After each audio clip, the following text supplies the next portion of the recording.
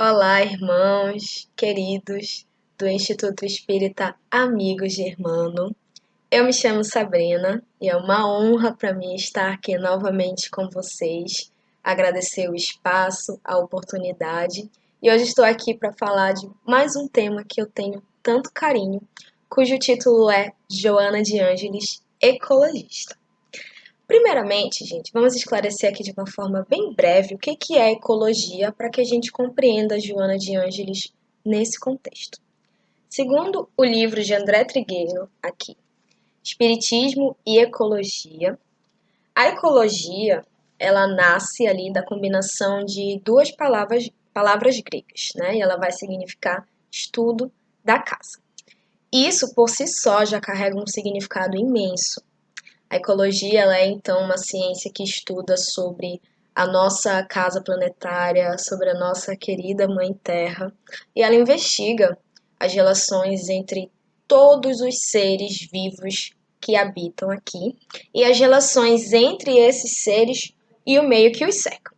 E conforme essa ciência foi se desenvolvendo, criou-se uma visão de que o ambiente ele precisa ser compreendido como uma totalidade integrada, né? Tendo cuidado ali com as interrelações, com a interdependência entre os seus componentes, não havendo a possibilidade de estudarmos esses elementos de uma forma isolada, como se nada houvesse ali ao seu redor, como se não existissem outros seres, como se não existisse até mesmo o meio em que eles habitam, né? E os seres, eles possuem, então, essa relação de interdependência. E isso, gente, com toda certeza, é válido também para nós. Por isso que se algo acontece ali com uma espécie de animais que nós encontramos no ponto X do planeta, isso afeta a vida dos seres que vivem ali no ponto Y na Terra. Tudo está conectado, tudo está interligado. E essa questão da interdependência é algo que nós podemos até mesmo encontrar na lei de sociedade. Porém, quando nós falamos que nós dependemos uns dos outros para a nossa evolução, nós pensamos primeiramente e às vezes unicamente na relação entre seres humanos, entre espíritos encarnados e espíritos desencarnados também. Quando na verdade isso vai muito além. A interdependência, como a própria ecologia mostra, a própria ciência mostra, é entre todos os seres que aqui habitam, um necessitando do outro para a sua própria sobrevivência. E após aqui essa breve fala, né, sobre ecologia em si, nós vamos refletir sobre a nossa querida irmã Joana de Ângeles. E para quem não conhece, gente, a Joana, ela é a mentora de Divaldo Franco. E por intermédio dele, né, desse nosso grande médium brasileiro, ela nos trouxe diversas obras, diversas mesmo. E além disso, nós temos conhecimento de algumas encarnações suas em que ela já nos mostrava a sua grandiosidade, né? A grandiosidade do seu trabalho, da sua fé, né? Do seu espírito. E a primeira delas é como Joana de Cusa. Eu vou contar aqui também brevemente a história de Joana de Cusa, que é uma história muito linda. E para quem quer conhecer, nós encontramos um capítulo só sobre ela lá no livro Boa Nova, de Humberto de Campos, tá? Psicografado por Chico Xavier. Lá ele conta, gente, Joana de Cusa viveu na época de Jesus e ela era uma mulher ali da alta sociedade de Cafarnaum. Então, ela ouvia os ensinamentos ali, a boa nova que o mestre estava trazendo naquele momento, e ela tinha um desejo imenso de segui-lo. Porém, o seu marido, ele não a compreendia, ele não tolerava a sua crença. Então, ela buscou um conselho, uma orientação ali com o próprio Jesus. E ele disse a ela que ela devia então buscar seguir a boa nova, servir, né, o reino de Deus dentro do seu próprio lar, dentro do ambiente doméstico, e assim ela fez. Até o momento em que seu marido ele acabou desencarnando. E isso fez com que ela ficasse ali sozinha com seu filho e perdesse todos os recursos financeiros que eles possuíam, né? Como eu havia dito, ela era da alta sociedade ali de Cafarnaum. E o que ela fez então? Ela se mostrou uma mulher extremamente corajosa e ela buscou trabalhar. Pensem, gente, que isso para o cenário, para o contexto em que ela vivia naquela época, era algo realmente era um ato de coragem. e ela foi fiel a Deus e aos ensinamentos de Jesus até o fim da sua encarnação ali, quando ela foi levada junto com seu filho pelos executores das ordens imperiais. Para quê? Para negar a Deus. Mas vocês acham que ela fez isso? Não. Ali ela permaneceu firme, demonstrando a sua fé até o fim da sua encarnação ali. Então nós já percebemos que na primeira encarnação de Joana de Ângeles, ali como Joana de Cusa, que nós temos conhecimento, ela já se mostrava uma mulher com uma fé inabalável. Mas que também, gente, aprendeu diretamente com o nosso mestre, olha só, sobre o amor sublime. E já em outra encarnação que nós temos conhecimento dela, ela se encontrava como uma discípula de ninguém mais, ninguém menos que Francisco de Assis, aprendendo, se candidatando a viver com ele toda a simplicidade do Evangelho, buscando ali amar, buscando compreender a todas as criaturas, né? Não só os homens, como todos os seres ali da natureza. Então, a bagagem de conhecimento, né, de experiência de Joana em relação à ecologia, ao meio ambiente, ela é extensa demais. Por isso que ela é uma das autoras espirituais, junto com espíritos como André Luiz, como Emmanuel, por exemplo, que chama a nossa atenção sobre os cuidados necessários e urgentes que nós devemos ter com a nossa casa planetária, né, com a nossa mãe Terra. Então ela nos informa as consequências que nós teremos e que também estamos tendo, caso nós não mudemos os nossos hábitos, né, a forma como nós consumimos, como nós nos relacionamos com a natureza, com todas as criaturas, enfim, os recursos que nós encontramos no meio ambiente. E a seguir eu vou ler alguns trechos de umas obras suas para que a gente compreenda, para que a gente entenda e reflita aqui junto com a Joana sobre essa temática da ecologia. Vocês podem ver outros trechos também lá no site do MOV, gente, eu retirei de lá também. MOV, Ética Animal Espírita. Ali nós temos um catálogo com diversas referências de vários autores e temos uma parte só sobre a Joana ali tratando sobre esse tema. E ela diz, gente, lá no livro Vida Feliz, que para quem não conhece é um livro do Divaldo, né, psicografado por Divaldo, um livro de Joana de Ângeles, que ele tem capítulos curtos, mas cada capítulo traz ali ensinamentos, reflexões extremamente profundas. E lá no capítulo 181, ela diz assim pra gente: a máxima lição da vida é o amor. Sem ele, os objetivos a alcançar perdem a finalidade, deixando a criatura à mercê das suas paixões inferiores. O amor dilui as sombras dos sentimentos negativos, imprimindo o selo da mansidão em todos os atos. E agora, gente, preste atenção. Ama, portanto, tudo e todos. Olha só, tudo e todos. Exercita-te no amor à natureza, que esplende em sol, ar, água, árvore, flores, frutos, animais e homens. Deixa-te enternecer pelos convites silenciosos que o Pai Criador te faz e espraia as tuas emoções por sobre todas as coisas, dulcificando-te interiormente. Quanto mais ames, menos serás atingido pelas farpas do mal, pois que a tua compreensão dilatada abrirá os espaços à vida, colhendo somente os efeitos da paz. Gente, nós podemos observar então só com esse pequeno trecho aqui que a Joana, ela compreende o amor ao próximo, né? Essa máxima que nós temos, que nós encontramos ali na lei de amor, né? Amar o próximo como a si mesmo. Ela olha ao próximo não somente os seres humanos, não somente os espíritos encarnados e desencarnados, mas todos os nossos irmãos, animais, sol, as plantas, tudo mais que nós encontramos na natureza, criados por Deus. E aí nós temos também, gente, lá em outra obra dela, que se chama O Homem Integral, ela falando sobre já as consequências de uma relação negativa, né, com a natureza, com o meio ambiente. E lá no primeiro capítulo, que se chama Fatores da Perturbação, no item que trata sobre a liberdade, ela diz o seguinte pra gente, olha só, liberdade.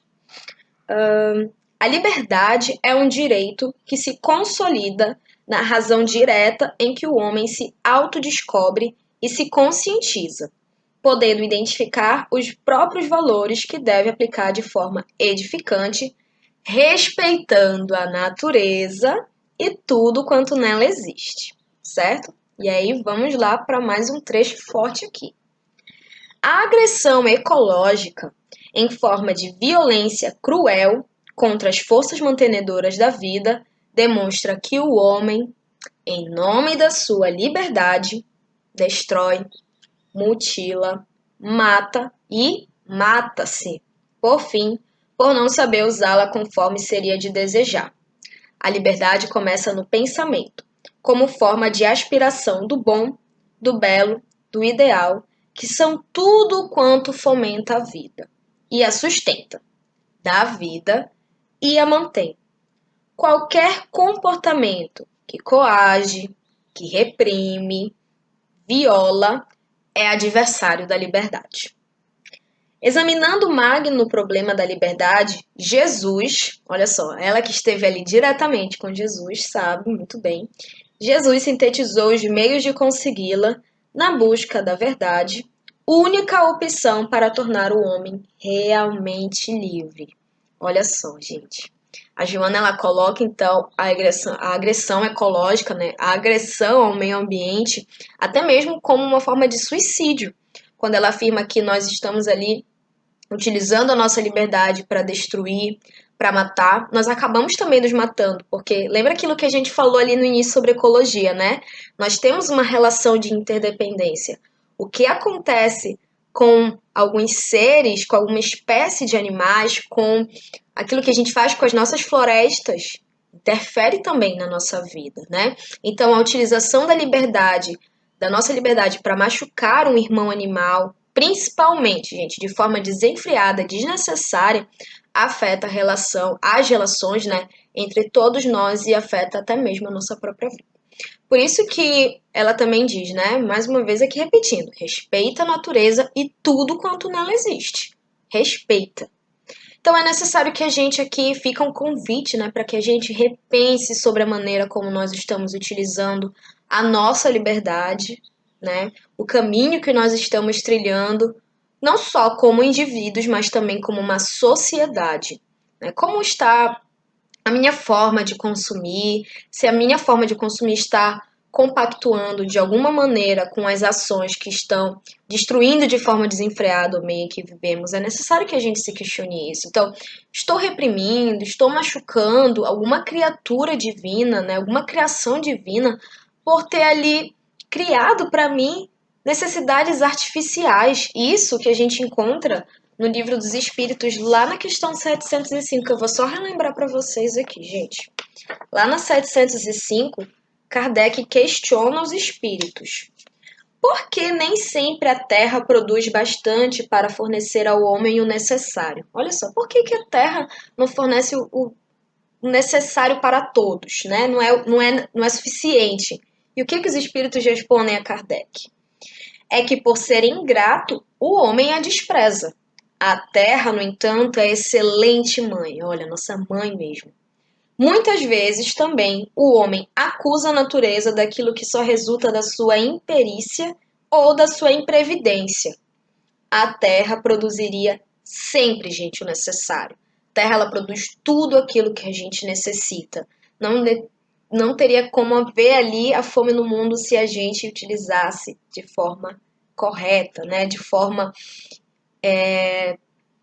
uma forma realmente seguindo a lei de amor. E ele diz assim também, os espíritos, né? A terra produziria sempre o necessário se o homem soubesse contentar-se com o necessário. É disso que a gente estava falando aqui. Se ela não lhe basta a todas as necessidades, então se ela não está cumprindo ali, não está cumprindo não, né? Não está nos dando tudo aquilo que é necessário, porque nós estamos empregando, né, o supérfluo, que poderia ser aplicado no necessário. Então ele diz aqui que a gente acaba criando para nós necessidades ali artificiais e por isso a Terra não consegue suprir tudo aquilo que a gente necessita. Encontramos irmãos em situações, né, de extrema necessidade, mas porque nós estamos criando essas necessidades artificiais. Então, gente, isso tudo são algumas reflexões que a gente precisa fazer, que são extremamente urgentes, tá? Que ali no Livro dos Espíritos a gente já encontrava e que Joana, essa nossa querida irmã, está aqui como um dos espíritos que também nos auxilia a repensar, que traz esse recado pra gente e que a gente precisa não só ouvir, mas botar em ação.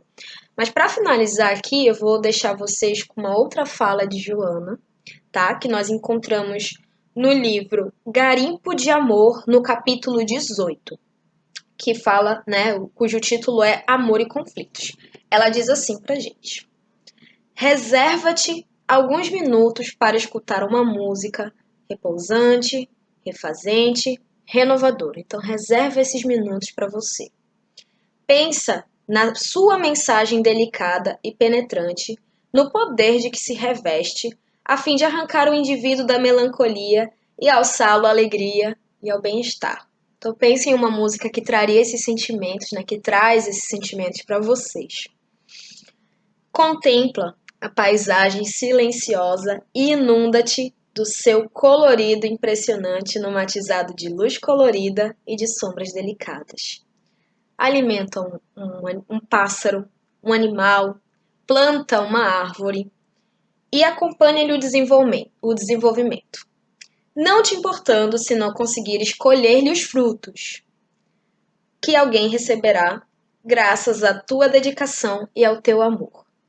Assim é o amor, indefinível, mas expressável. Gente, olha que mensagem linda, né? Só pra gente finalizar aqui essas reflexões.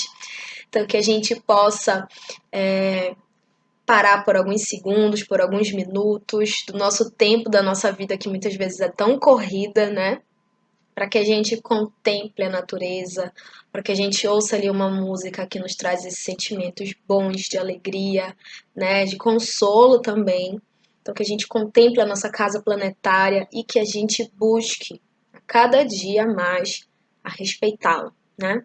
Que a gente seja grato por tudo que a natureza, que a nossa mãe nos proporciona, porque além dela ser fundamental, essencial para a nossa vivência, sem ela nós não estaríamos aqui, ela também nos traz ali, como a Joana diz, né, esse bem-estar, essa alegria, esse amor, é uma forma da gente estar ali cuidando da natureza, é uma forma da gente expressar o nosso amor na forma mais pura que existe. E é isso, amigos, a mensagem aqui que eu queria trazer para vocês, né, através de tudo que a Joana traz de conhecimento. Como eu disse para vocês, se quiserem ler alguns outros trechos de mensagens dela, para quem ainda não conhece, vocês podem ter acesso. Tem tanto o PDF também na internet, né, quando a gente não pode comprar, e que vocês aproveitem, reflitam e botem em ação também, certo? Mais uma vez, sou muito grata de estar aqui com vocês do Instituto Espírita Amigos Germano. Obrigada pelo espaço, obrigada pela oportunidade, que a gente possa ter outros momentos assim também. Um beijo a todos e que vocês possam ficar com Deus.